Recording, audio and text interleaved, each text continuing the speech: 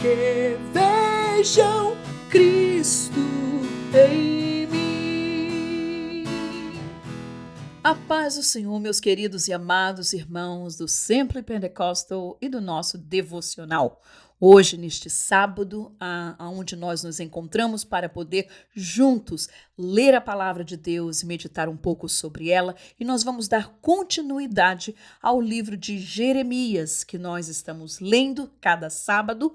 E então, se você é a primeira vez que está aqui conosco, não esqueça de acionar o sininho, de poder você receber todos os nossos devocionais de segunda a sábado, para que vocês também, juntamente com a sua família, seja abençoado. Mas vamos lá, abra sua Bíblia no livro de Jeremias, capítulo 4, e nós iniciaremos a leitura deste capítulo, que é uma continuação daquilo que nós já falamos no sábado passado, sobre a palavra de Deus e a sua contendência com o seu povo para o arrependimento. E a Bíblia diz assim: se voltares, ó Israel, diz o Senhor, para mim voltarás. E se tirares as tuas abominações de diante de mim, não andarás mais vagando. E jurarás, vive o Senhor na verdade, no juízo e na justiça, e nele se bendirão as nações, e nele se gloriarão. Porque assim diz o Senhor: os homens de Judá e a Jerusalém, lavrai para vós o campo de lavoura e não semeei entre espinhos. Circuncidai-vos para o Senhor e tirai os prepúcios do vosso coração, ó homens de Judá e habitantes de Jerusalém, para que a minha indignação não venha a sair como fogo e arda de modo que não haja quem a apague por causa da malícia das vossas obras. Vamos parar por aqui. Estes versículos, 5 primeiros versículos, muito importantes para nós. Nós lembramos daquilo que nós falamos no capítulo 3, como Deus estava chamando o seu povo para o arrependimento, e muitas daquelas pessoas de Judá, de Jerusalém, estavam dizendo: sim, nós voltaremos, mas na verdade, no fundo do coração, não era isso que eles estavam fazendo. E por causa disso, quando Deus ele escreve, o profeta Jeremias escreve este capítulo, e ele inicia com estes termos da parte de Deus para o seu povo. Ele disse: se vocês voltarem para mim, então vocês voltarão. Ou seja, se vocês quiserem voltar para mim, vocês terem que fazer com todo o seu coração, não de um coração dúbio, não de um coração vagueando, cocheando entre dois caminhos. E Deus ele coloca esses termos, e uma delas, do versículo 4, ele diz: circuncidai-vos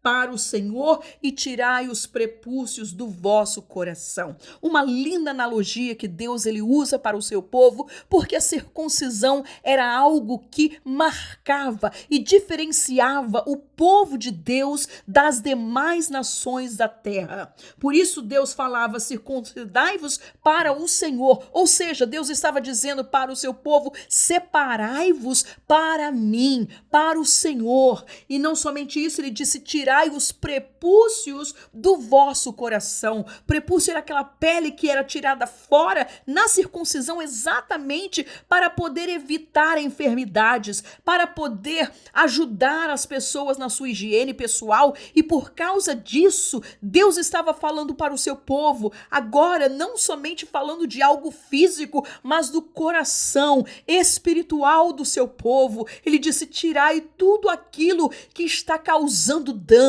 que está causando enfermidade espiritual na vossa vida, ó Judá, ó Jerusalém. Separai para mim, circuncidai o vosso coração, vinde até a mim, aleluia. E ele continua no versículo 5, anunciai em Judá e fazei ouvir em Jerusalém e dizei, tocai a trombeta na terra, gritai em alta voz dizendo, ajuntai-vos e entremos nas cidades fortes, arvorai a bandeira para Sião, fugi para a salvação vossa, não pareis, porque eu trago um mal mal do norte, uma grande destruição. Deus começa nestes versículos a anunciar através de Jeremias aquilo que ele iria fazer, que Deus estava trazendo um inimigo, um grande, forte inimigo, uma nação poderosa que haveria de destruir não somente a cidade de Jerusalém, mas também o seu povo, aqueles que não se entregassem na mão da Babilônia. E nós vamos ver Deus dizendo que tipo de inimigo era esse. Ele diz no versículo 7, já um leão subiu da sua ramada e um destruidor das nações, ele já partiu e saiu do seu lugar para fazer da tua terra uma desolação, a fim de que as tuas cidades sejam destruídas e ninguém habite nelas. Isso era Nabucodonosor, isso era Babilônia, uma grande potência daquela região que havia se levantado para conquistar outros pequenos reinos, incluindo a Judá, incluindo o reino ali de Judá. E ele disse, por isso, cingi-vos de panos de saco, lamentai e uivai, porque o ardor da ira do Senhor não se desviou de nós. E sucederá naquele tempo, diz o Senhor, que se desfará o coração do rei e o coração dos príncipes, e os sacerdotes pasmarão, e os profetas se maravilharão.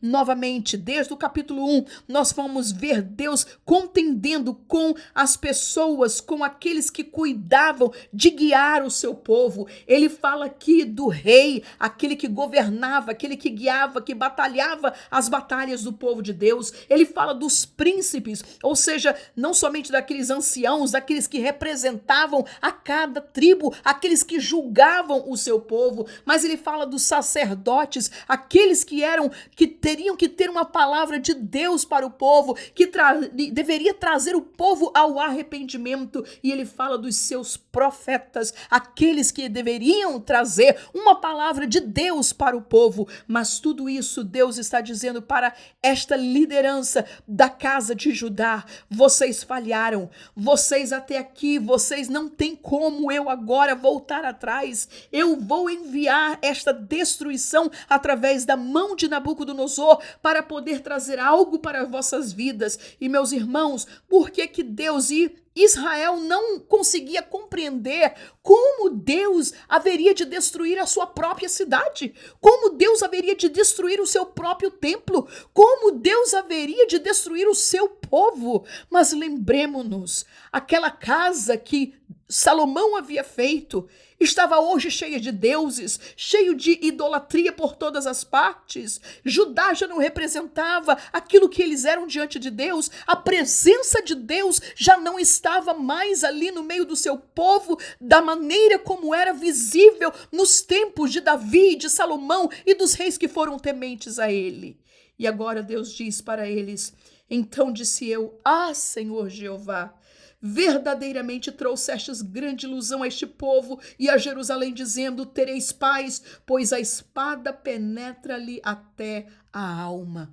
Naquele tempo se dirá a este povo e a Jerusalém: um vento seco das alturas no deserto veio ao caminho da filha do meu povo, não para padejar, nem para a limpar. Lembre-se de que o povo de Israel era um povo agrícola e eles usavam muito o padejar do trigo, quando eles levantavam o trigo e o vento soprava para tirar a palha. Mas agora Deus está dizendo: o vento que eu vou mandar para o meu povo não é para eles padejarem, para poder ter alimento para suas vidas e para suas famílias, mas é um vento que virá com juízo da parte de Deus para o seu povo. E ele continua: um vento virá a mim de grande veemência. Agora também eu pronunciarei juízos contra eles. Eis que virá subindo como nuvens, e os seus carros como a tormenta, os seus cavalos serão mais ligeiros do que as águias, Ai de nós que somos assolados. Olha aí Deus demonstrando a força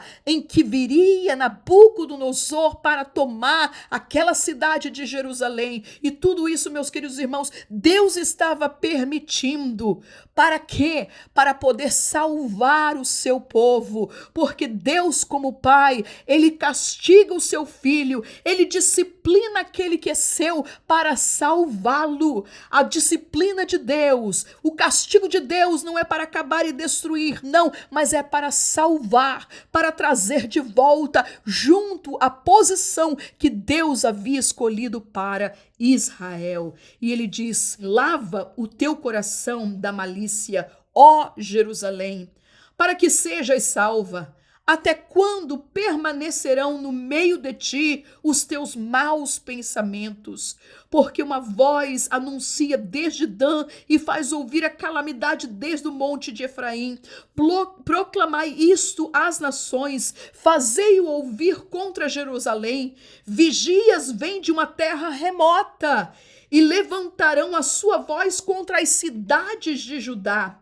Como os guardas de um campo, eles a rodeiam, porquanto ela se rebelou contra mim, diz o Senhor. O teu caminho e as tuas obras te trouxeram estas coisas. Esta é a tua iniquidade, que de tão amargosa te chega até o coração. Oh, irmãos, e quando nós lembramos daquilo que Jeremias também escreve no livro de Lamentações, no capítulo 3, ele disse: de que se queixa, pois, o homem vivente?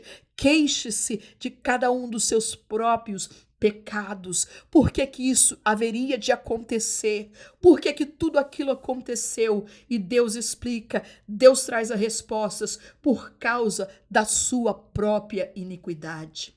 Ah, entranhas minhas, olha a palavra de Jeremias, aquele profeta que nós denominamos ele como o profeta chorão, aquele que chorava, né? Ele disse: ah, se a minha cabeça fosse uma fonte de águas e eu choraria pela filha do meu povo, aleluia. Jeremias, um homem de Deus, Jeremias, um homem que temia Deus, que estava vendo a destruição do seu próprio povo por causa do pecado que havia no meio dele. E ele clama e disse: ah, entranhas minhas, estou ferido no meu coração, o meu coração ruge, não me posso calar, porque tu, ó minha alma, ouviste o som da trombeta e o alarido de guerra.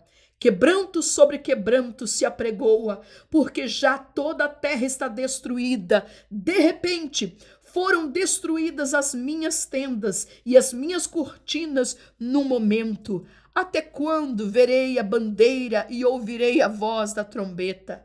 Deveras o meu povo está louco, já me não conhece, dizia agora o Senhor. São filhos nécios e não inteligentes, sábios são para mal fazer, mas para bem fazer nada sabem. Observai a terra, e eis que estava assolada e vazia, e os céus, e não tinham a sua luz. Observei os montes, e eis que estavam tremendo, e todos os outeiros estremeciam. Observei e vi que homem nenhum havia, e que todas as aves do céu tinham fugido.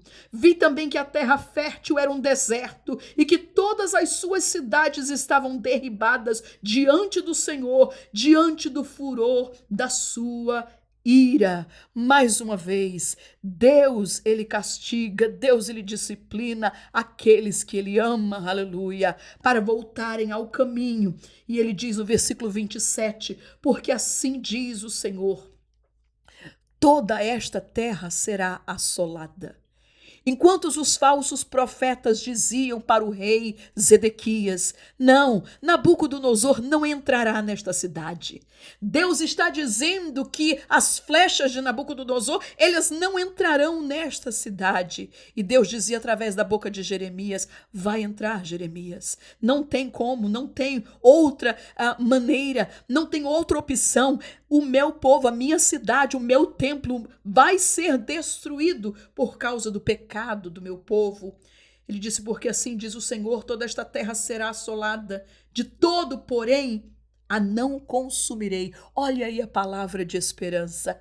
Vai ser muita gente destruída, as paredes, as cidades, as muralhas, o templo vai ser destruído. Mas Deus dizia, porém, eu não a consumirei de todo. Por isso, lamentará a terra e os céus em cima se enegrecerão, porquanto assim o disse, assim o propus e não me arrependi, nem me desviarei disso. Ao clamor dos cavaleiros e dos flecheiros fugiram todas as cidades, entraram pelas nuvens e subiram pelos penhascos, todas as cidades ficaram desamparadas e já ninguém habita nelas. Irmãos, não somente mostrava o que haveria de acontecer, mas o que estava passando naquele momento em que Jeremias descreve, porque os soldados fortes, os generais, a Bíblia fala de que eles fugiram da cidade, deixando o povo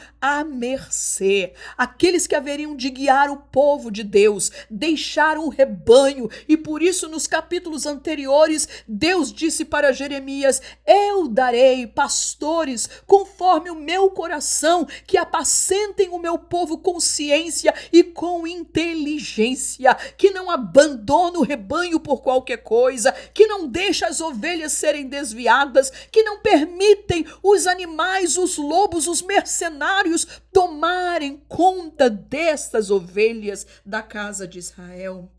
Versículo 30 diz, agora, pois, que farás, ó assolada? Que farás, ó Jerusalém? Ainda que te vistas de carmesim, ainda que te adornes com enfeites de ouro, ainda que te pintes em voltas os teus olhos com o antimônio, debalde te farias bela, os amantes te desprezam e procuram tirar-te a vida. Porquanto ouço uma voz como de mulher que está de pranto, olha outro lindo símbolo de que Deus ele usa para com o seu povo, uma mulher que está em parto, uma angústia como da que está com dores do primeiro filho, a voz da filha de Sião, ofegante, que estende as mãos dizendo, ó, ai de mim agora, porque a minha alma desmaia diante dos assassinos. Aleluia. Meus queridos irmãos, a palavra do Senhor neste versículo 30 é muito séria e é tão presente para aquele povo que ouviu da boca de Jeremias como para os nossos dias. Porque Deus estava dizendo para o seu povo, vocês buscaram os seus amantes, vocês buscaram o mundo, vocês estiveram envolvidos com o mundo e agora estes seus amantes, ele disse, te desprezam e procuram tirar-te a vida. E é exatamente isso que o diabo faz. Quando nós estamos trabalhando na obra de Deus, quando nós estamos lutando para sermos fiéis, quando nós estamos caminhando e fazendo tudo, o diabo, o nosso adversário, o adversário de Deus e da palavra de Deus, ele faz tudo para tentar, para poder tirar você da posição, da brecha, de onde, do lugar que Deus ele te colocou. E ele faz, ele mente, ele tenta fazer você cair nas suas tentativas, nas suas tentações. E quando algumas vezes o crente ele cai, ele resbala, este mesmo inimigo que estava seduzindo, que estava dizendo, disse, olha, tudo isso, como disse para Jesus, tudo isso eu te darei. Este mesmo inimigo, ele vira a casaca, ele disse, ó, tá aí, tá vendo? Você é um desgraçado, agora não tem perdão para você, agora não tem como você sair dessa, não adianta querer se arrepender, Deus ele não vai te perdoar. Irmão, mentira do diabo, é assim que o inimigo ele trabalha. Entretanto, nós temos em nós o Espírito Santo de Deus, aquele que fala, aquele que contende, aquele que traz a nós a lembrança.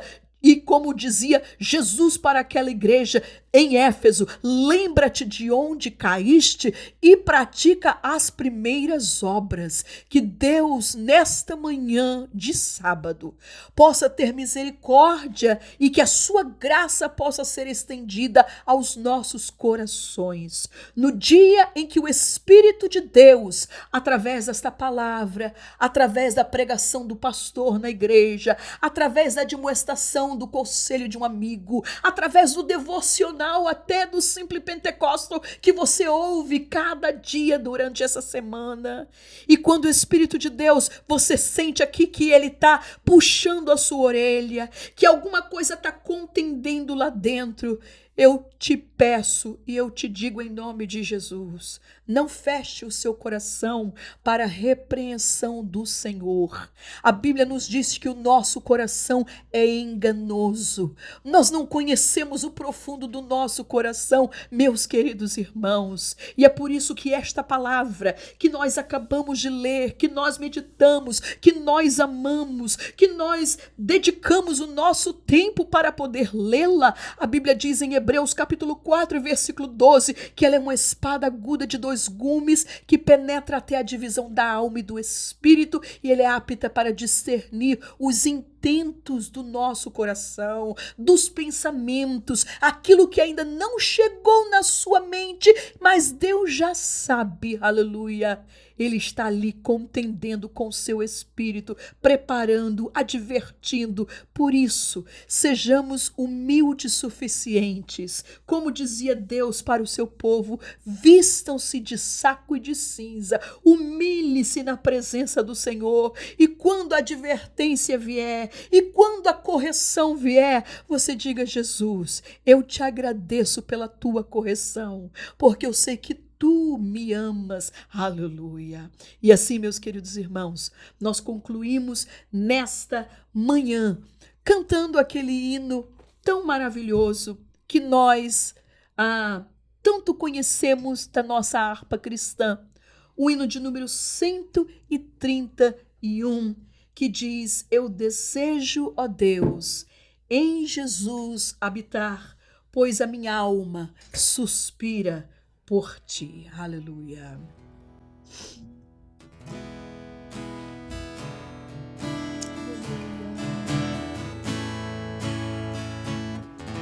Te louvamos, Jesus.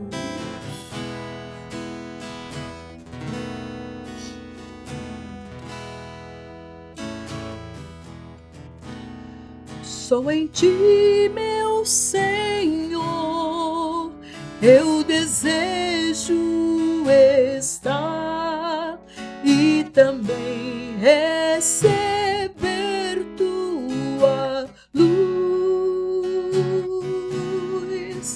de valor em valor, só por ti avançar. Oh, me traz junto a ti, meu Jesus. Eu desejo, oh Deus, em Jesus habitar, pois minha alma suspira por ti. De valor em valor e na fé aumentar, para que vejam Cristo em mim. O caminho, Senhor, faz-me mais conhecer, que me leva a santa Sião. Por teu grande favor e com muito prazer, entrarei na eterna mansão.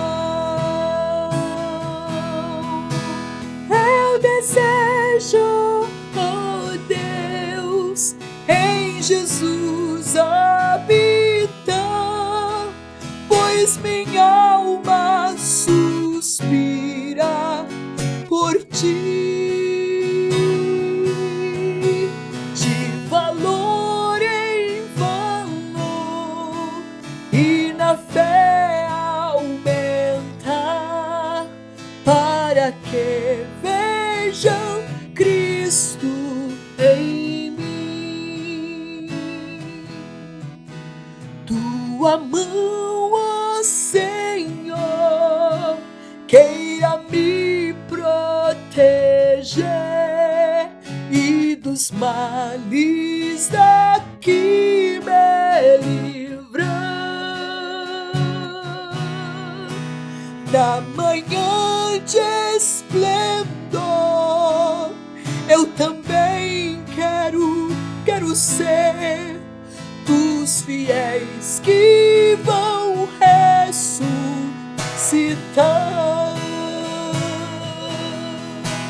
Eu desejo, ó Deus, em Jesus habitar, pois minha alma suspira por ti, de valor em valor, e na fé aumentar, para que vejam Cristo em mim. Oh, aleluia! Para que todos possam ver Cristo em você, em mim, em nós do Simply Pentecostal. Que Jesus te abençoe. Tenha uma final de semana abençoado junto com os seus, com a sua igreja, e até segunda-feira no Simply Pentecostal com a nossa querida irmã Manuela. Que Deus vos abençoe. Amém. Para que vejam Cristo